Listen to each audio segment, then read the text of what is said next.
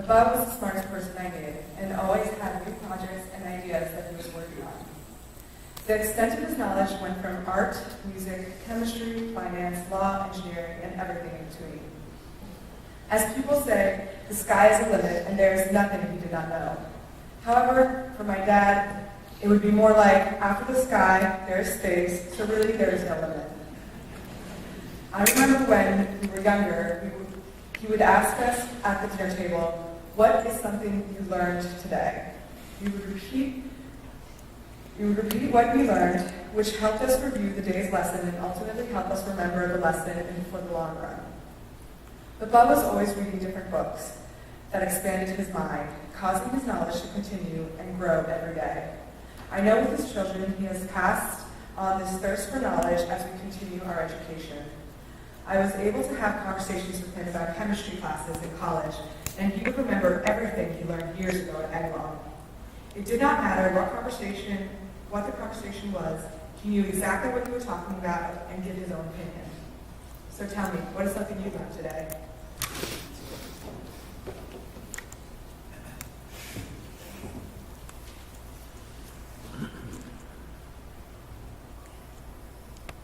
I haven't had much time to write a lot of things to do, but I had a friend of mine send me something that hit me for the younger generation that's in this older.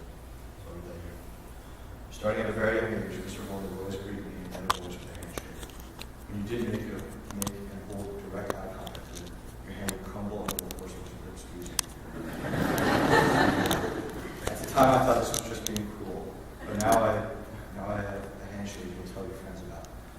Every encounter with Mr. Vornle was like a learning experience. Most parents let their kids run free and just be kids, but I found that Mr. Vornle took every opportunity to teach a valuable lesson in life. Maybe it wasn't appreciated at the time, but I'm not a 10-year-old, but I certainly wish more people had taken the time to teach like he had. Seeing all you guys the last couple of days has brought a couple points to mind about my father. He's a natural at creating memories. He inspires people to think beyond our world and to go to the library. He left a personal impression on everyone.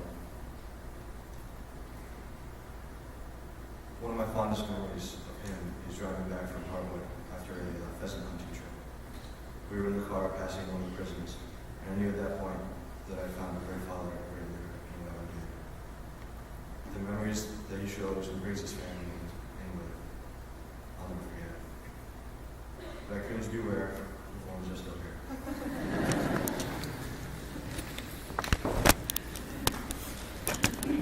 Our father was always alive in spirit, an optimist when it came to problem solving and developing solutions. He had a very unique way of putting things together that made his perspective completely different from any other person. He loved living life to its fullest. The place where he was the most alive was in nature. In the mountains, breathing the cold, crisp air. Every experience was an adventure and a learning experience with him.